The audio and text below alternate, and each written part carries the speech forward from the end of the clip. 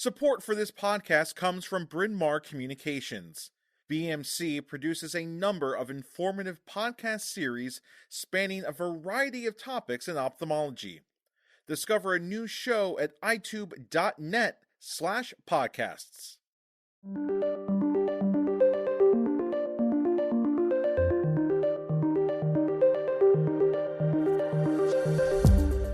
Hello listeners, it's December, can you believe it? We made it through another year, negotiating the trials and tribulations of the seemingly never-ending pandemic.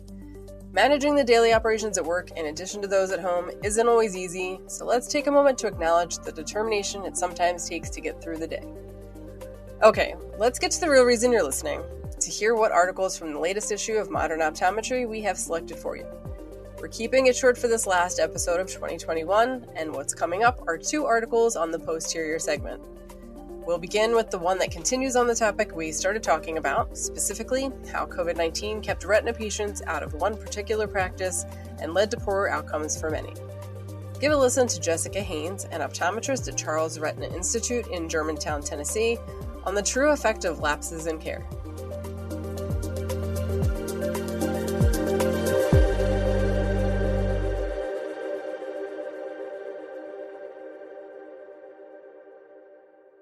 In the retina world, time matters.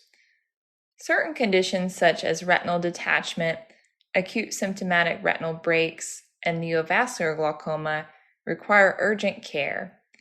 But even chronic conditions such as wet age-related macular degeneration and diabetic macular edema call for early intervention and consistent follow-up to ensure positive visual outcomes.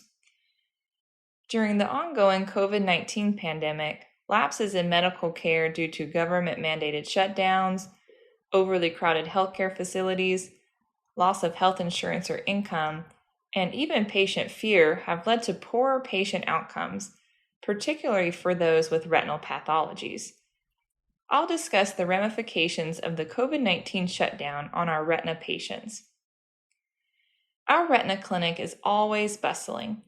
On any given day, we have up to 4 physicians, both MDs and ODs, seeing an average of 50 to 60 patients each. Throughout the day, the schedule continues to grow as outside providers refer patients for urgent evaluation for numerous conditions such as macula on retinal detachments, hemorrhagic posterior vitreous detachments with possible retinal breaks, and post-cataract surgery endophthalmitis. The urgent referrals are squeezed anywhere possible between our more routine patients, such as those with wet AMD, diabetic macular edema, or macular edema associated with retinal vein occlusions. These types of patients are requiring anti-VEGF injections every 1 to 2 months to maintain their vision. In addition, we have numerous patients we are monitoring without treatment, such as those with non-proliferative diabetic retinopathy without macular edema, dry AMD, peripheral retinal degenerations, and choroidal nevi. These patients are scheduled every 3 to 6 months for monitoring. In the spring of 2020, our usual hustle and bustle came to a screeching halt as COVID-19 swept throughout the United States. Although our patient care was deemed essential and we never shut our doors, many patients chose to stay home to avoid potential exposure to the virus. A survey of retina specialists in Retina Today showed that patient volume dropped to as low as 40% of the pre-pandemic volume during May and June of 2020. Surprisingly, even the constant influx of emergent referrals slowed considerably. Routine care through our referring ODs and MDs had stopped, and patients weren't identifying emergent conditions on their own. Even if patients were experiencing visual symptoms, many weren't coming in, assuming it was something they could address after the pandemic had ended. Although the patient load has returned to normal, the effects of this lapse in care continue to reverberate through our practice more than a year later. Patients with AMD were perhaps hit the hardest.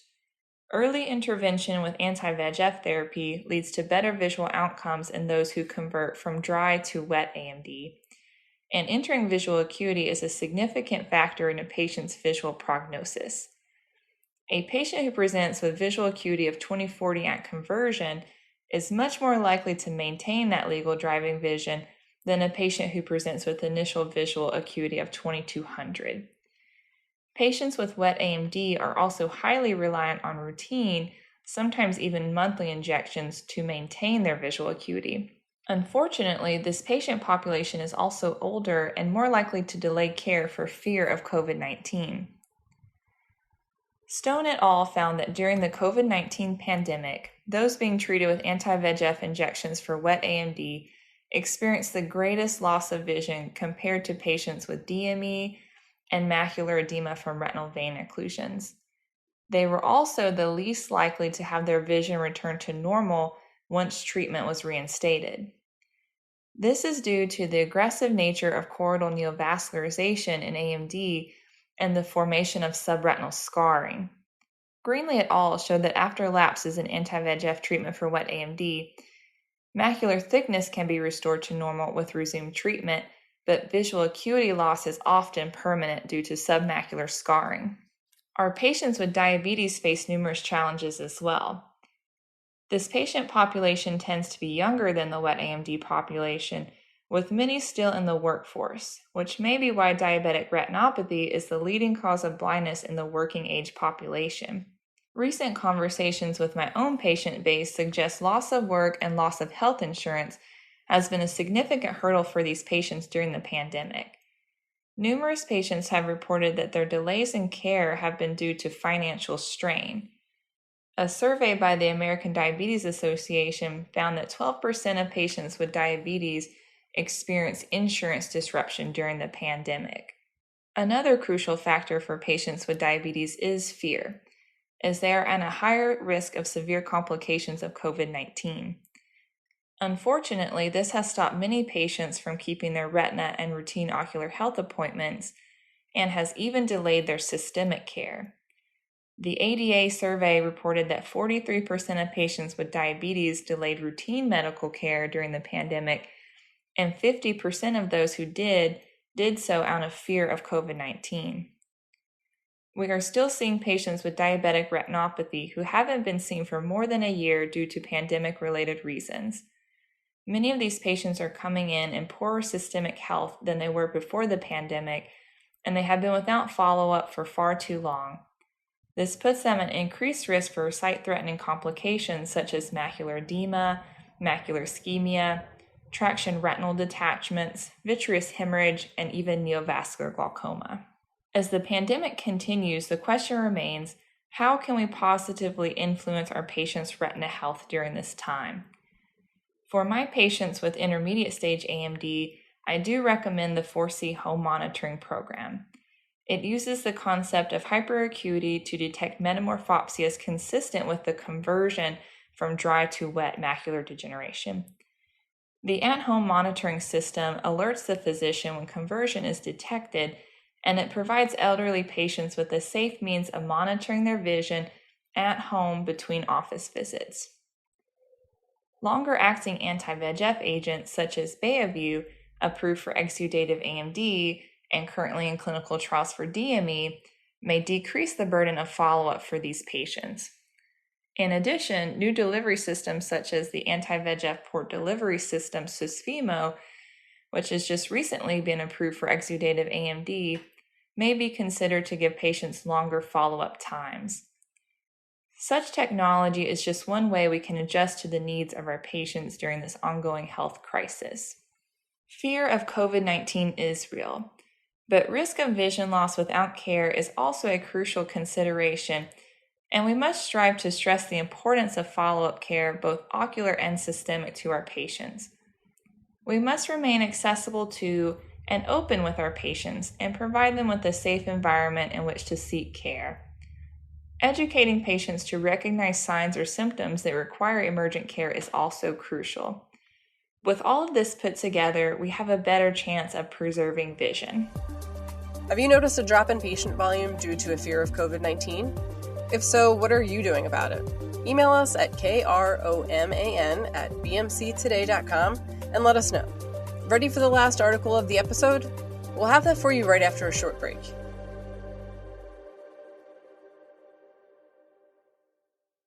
Support for this podcast comes from Bryn Mawr Communications. BMC produces a number of informative podcast series spanning a variety of topics in ophthalmology. Discover a new show at itube.net/podcasts. Alright, buckle up because Inrava Khasnabish, an associate optometrist at Cohen Eye Institute in New York, is about to finish out the episode. Here's her crash course, or refresher depending on where you are in your professional journey, on diabetic retinopathy.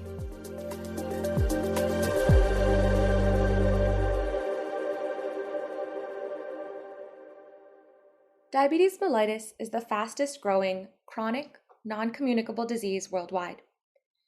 One study predicted that the total number of people with diabetes would rise from 171 million in the year 2000 to 366 million by the year 2030. According to the World Health Organization, roughly 422 million people worldwide have diabetes. Knowing that we will encounter a continually increasing number of patients with this disease, it behooves us as optometrists to prepare ourselves as best as possible to be able to competently and successfully manage and co-manage these patients when they inevitably end up in our chairs. As part of that preparation, let's quickly review how diabetes affects the eyes before we cover what to do about it once it does. Patients with poorly controlled blood sugar are at risk of developing what's called diabetic retinopathy, a complication of diabetes that damages the blood vessels of the retina. There are two main stages of diabetic retinopathy, DR. Non-proliferative, NPDR, which is the early stage, and proliferative, PDR, which is the advanced stage. Retinal findings further classify stages by degree of severity. Diabetic macular edema, DME, is the swelling and thickening of the macula and is the most common cause of vision loss in people with DR. It is estimated that 7.7 million Americans have DR, and of those, 750,000 have DME. The classification of DME that was historically defined by the Early Treatment Diabetic Retinopathy Study, ETDRS, on the basis of fundoscopic presentation alone, has now evolved to include OCT classification, thanks to the advancement of diagnostic testing.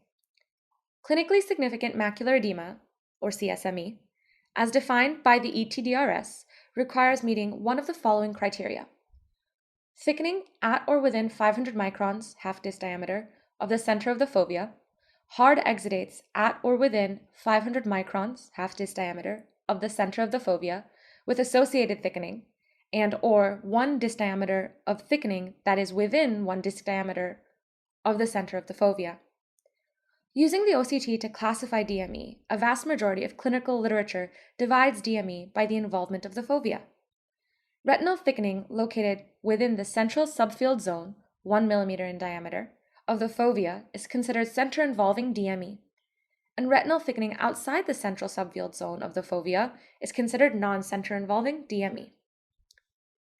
The International Council of Ophthalmology suggests that an existing diagnosis of mild to moderate NPDR with BCVA less than or equal to 20/40 warrants a non-urgent referral to a retina specialist, while an existing diagnosis of severe NPDR, PDR, and DME warrants an urgent referral.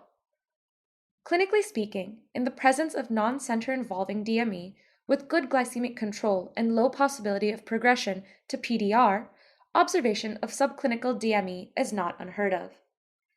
The Diabetic Retinopathy Clinical Research Retina Network's Protocol 5 study concluded that patients who had good visual acuity, a baseline of 20/25 or better, and center-involving DME, and were only observed, maintained good vision when compared to their counterparts who underwent intravitreal injections or laser photocoagulation. The study found no significant difference in visual acuity of a period over 2 years when comparing patients who underwent treatment with intravitreal drugs, 16% VA loss, laser photocoagulation, 17% VA loss, or observation only at 19% VA loss. Laser photocoagulation can exacerbate DME in some individuals. However, according to the American Optometric Association's Evidence-Based Clinical Practice Guideline, Eye Care of the Patient with Diabetes Mellitus 2nd edition, because the relative risk of vision loss in patients without high-risk characteristics is low, treatment of center-involving DME should be considered before laser photocoagulation is used. When deciding whether to refer a patient to a retina specialist or to observe, knowing the etiology of DME is critical. OCT imaging classifies DME into one of three types: diffuse thickening, cystoid macular edema, or serous retinal detachment. From a pathophysiology standpoint, diffuse thickening DME results from inflammation and oxidative stress due to hyperglycemia, which causes a breakdown of the inner blood retinal barrier that increases vascular permeability and propagates the production of VEGF. With cystoid macular edema, prostaglandins and inflammatory cytokines cause intraretinal cysts to form. Serous retinal detachments may be results of increased permeability of the choriocapillaris, possibly caused by the breakdown of the outer blood retinal barrier through the permeable external limiting membrane. This type of DME has the worst visual prognosis. Although anti-VEGF therapy remains the gold standard of DME treatment, it is oftentimes used in tandem with focal grid laser photocoagulation and/or corticosteroid implants and injections. Current literature has begun to highlight the variable presentation of DME on OCT as it relates to a more vascular versus inflammatory etiology. This, in turn, assists retina specialists in tailoring a more targeted treatment option for optimal visual outcomes for patients. Ultimately, deciding whether to refer or observe a patient is dependent upon clinician comfort level as well as experience. For patients with good glycemic control and minimal subjective reduction in vision, some retina specialists who receive referrals of subclinical DME may elect to observe and follow up in 6 weeks to determine the best course of action. The common consensus among retina specialists whom I frequently refer to is that the treatment versus observation method is closely dependent upon glycemic control, hemoglobin A1C of 7% or less, systemic comorbidities, and the result of a fluorescein angiography study. Retina specialists use fluorescein angiography to help determine the extent of damage to the retina and of subclinical or clinical DME, and to evaluate the risk of progression to PDR. Once the patient is at a point where DME is resolved and good glycemic control is maintained, retina specialists will relinquish the patient back to the referring OD. However, even with resolution of DME, it is not uncommon for referring ODs to alternate dilations with the retina specialist, especially in cases of recalcitrant DME. Retina specialists tend to follow DME patients every 6 to 8 weeks for dilation and possible treatment, with the aim to treat and extend the follow-up window. Bearing this in mind, most ODs will aim to follow severe NPDR or very severe NPDR patients every 2 to 4 months, thereby alternating dilations with the retina specialist and making sure patients do not get lost to follow-up, as can occur on rare occasions. Many advances in imaging allow clinicians to screen patients with diabetes before they develop DME or experience a reduction in vision. For example, OCT angiography allows us to visualize blood vessels to the level of the choriocapillaris, which gives us the ability to determine the possibility of progression from NPDR to PDR. By gaining and maintaining a deep understanding of DR and its stages, as well as treatment options, ODs can play a critical role in the diagnosis and management of the 366 million individuals who may develop diabetes in the next 10 years. Furthermore, staying up to date on new medications and drug delivery methods will broaden the scope of DME prognosis, responsiveness to treatment, and long-term management. By promoting communication between referring ODs and retina specialists and working with patients to help them understand the ramifications of DME, we may be able to minimize the long-term detrimental effects that diabetic retinopathy has on the population.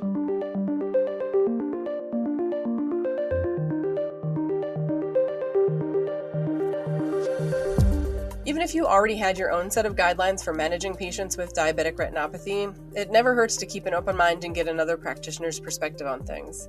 You may end up learning something new, changing your approach, or engaging in discussion with others that ultimately leads to a reworked set of guidelines.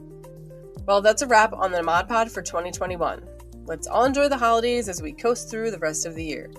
Try to take some time out for some self-care, Set those New Year's resolutions, and let's all hope for a brighter 2022. Until next time, be well.